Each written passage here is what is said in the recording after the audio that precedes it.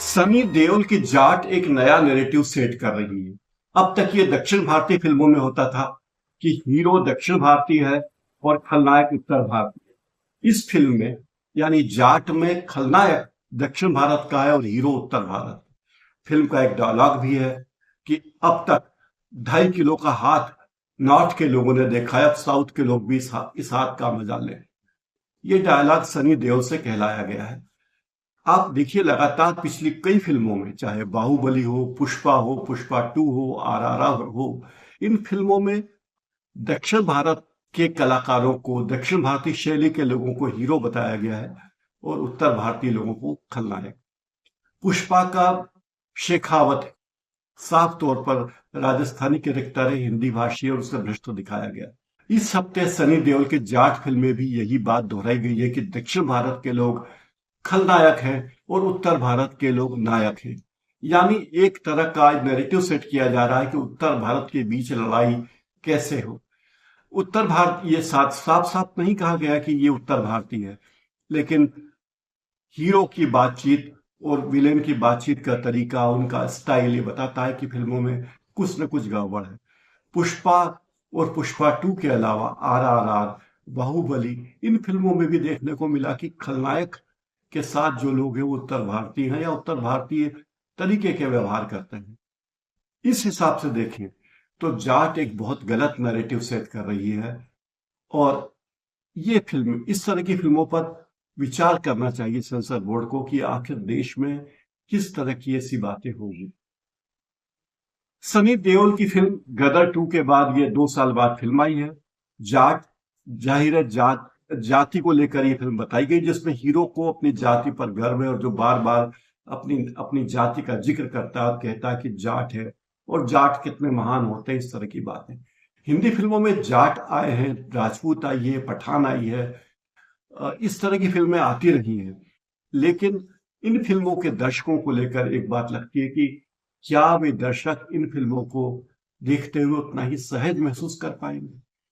इस फिल्म की कहानी कुछ ऐसी ही बनाई गई है कि आर्मी का ब्रिगेडियर घूमने के लिए दक्षिण भारत में जाता है और वहां वो अन्याय होता देखता है और अकेला अन्याय के खिलाफ लड़ाई लड़ने लगता है। अन्याय भी छोटा मोटा नहीं, जहां जमीन की लंबाई उस पर बिछाई गई लाशों से नापी जाती हो। फिल्म का डायलॉग है कि यहां जमीन की लंबाई नापने के लिए उस पर बिछी हुई लाशों को गिना जाता है, उनकी गणना की जाती है। ऐसे इलाके में जाट जाकर क्रांति कर देता है, पुलिस वालियों को बचाता है, आतंक के खिलाफ लड़ता है और अंत में न्याय दिलाता है। इस तरह की कहानियां एक झूठा नैरेटिव पेश करती है कि इस देश में कुछ लोग ऐसे हैं, दक्षिण भारत के लोग ऐसे हैं और उत्तर भारत के लोग ऐसे हैं। ये झूठा नैरेटिव इस फिल्म से सेट होता है। महावीर जयंती के मौके पर लगाई गई इस फिल्म में जिस तरह की हिंसा दिखाई गई है वो किसी भी वर्ग को स्वीकार नहीं होगी। एक तो फिल्म में कोई सिर पैर ही नहीं है। एक गांव की तीसरी कक्षा की बच्ची राष्ट्रपति महोदय को लिखती हैं कि हमारे साथ बहुत अन्याय हो रहा है, इसकी जांच की जाए, और वो कुछ बच्चों के अंगूठे चिट्ठी के साथ कोरियर करती है। क्या कोरियर वाला ऐसे बच्चों के अंगूठे वाला जिसमें अंगूठे हो कोरियर ले जाएगा? क्या 24 घंटे के भीतर रातों रात वो कोरियर राष्ट्रपति को भिजवा दिया जाएगा? और राष्ट्रपति उस पर सीधी एक्शन लेती है। भारत में कोई संघीय प्रणाली नहीं है अमेरिका की तरह। यहाँ राष्ट्रपति को कुछ करना होता तो वे निर्देश देती हैं गृह मंत्रालय को और गृह मंत्रालय निर्देशित करता है। यहाँ तो राष्ट्रपति खुद निर्देशित करने लगती है कि क्या होना चाहिए और मुझे 24 घंटे में रिपोर्ट कीजिए।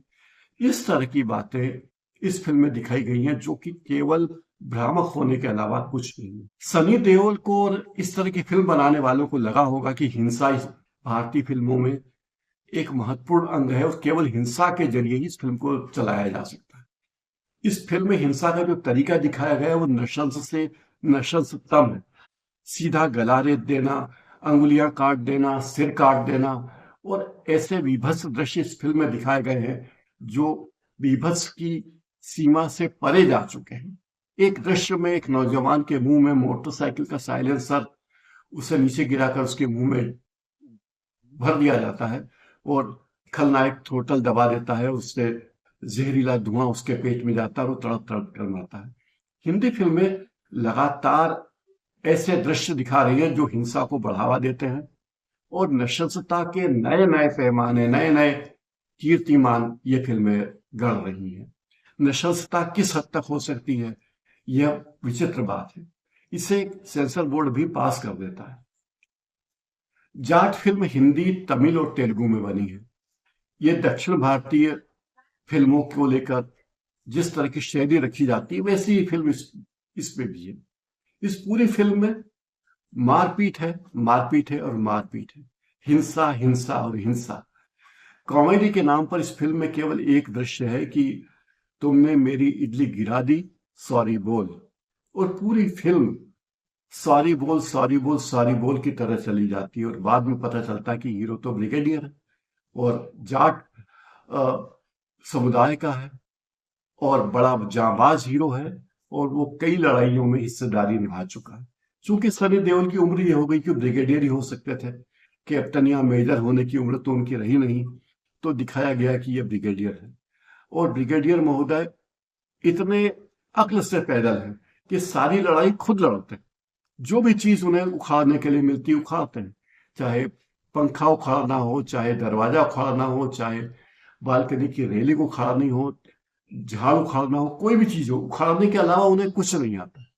और फिर ये डायलॉग कि 2.5 किलो का हाथ जिस पर पड़ता है वो उठता नहीं, उठ जाता है।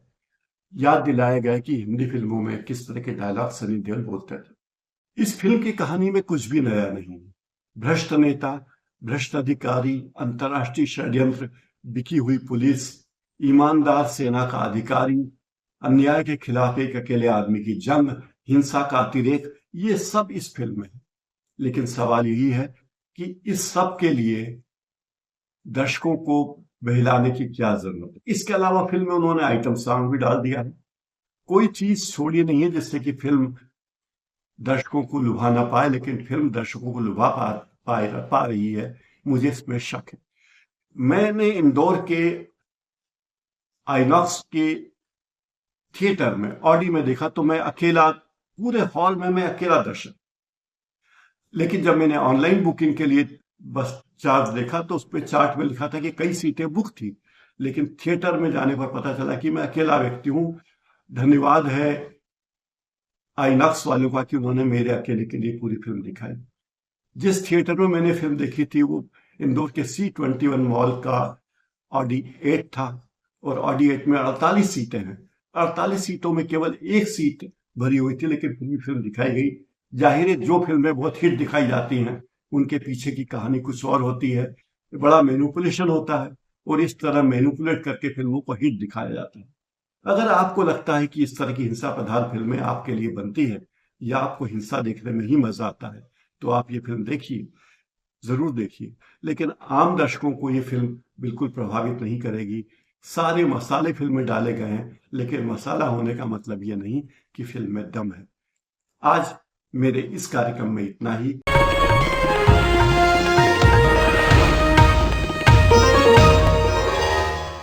Copyright disclaimer under Section 107 of the Copyright Act 1976. Allowance is made for fair use for purposes such as criticism, comment, news reporting, scholarship, and research.